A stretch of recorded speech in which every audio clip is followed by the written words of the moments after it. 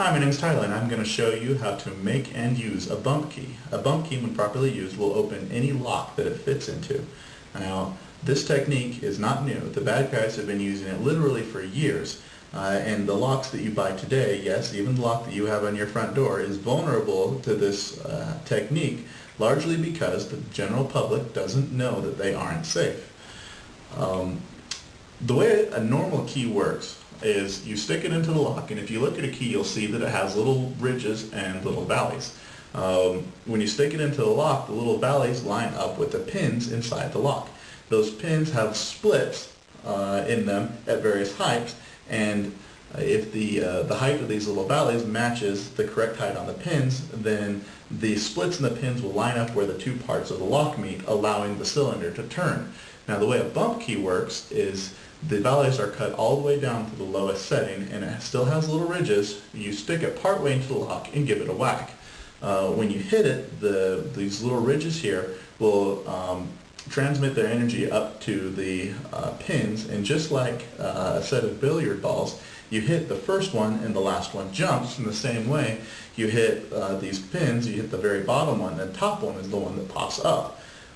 Now, if you turn the lock right at the right time, that little area between where the two parts of the lock meet, where the cylinder meets the outside of the lock, will be free, so the cylinder will freely turn, allowing you to open the lock.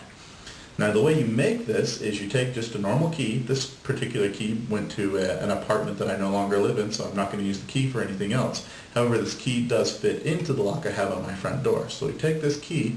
What I did is I took a little pen and marked below where each one of these little valleys is, each one of these little flat areas. I marked on this little ledge right here on the bottom where that was, so that when I was cutting, I would know where the pin was, so that I would know where to cut the little valley to.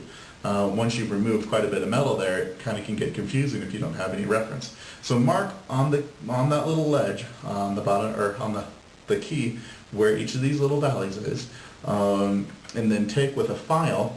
I got this file for $2 at Home Depot. I actually got a set of 3 because I didn't know which one I would use, but this little triangular shaped file worked great.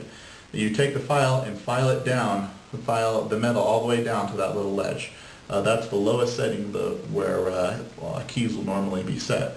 That will get the key out of the way when you're trying to turn it. So you file this all the way down. This part right here takes about a half hour. Alright, so here's the finished key. It doesn't look wonderful, but it works. You'll notice that it's cut all the way down here. Where each one of those 5 pins was, it's all cut all the way down to this very bottom ledge. Between each one of those little valleys, you'll notice just a little tiny peak, just little tiny triangles.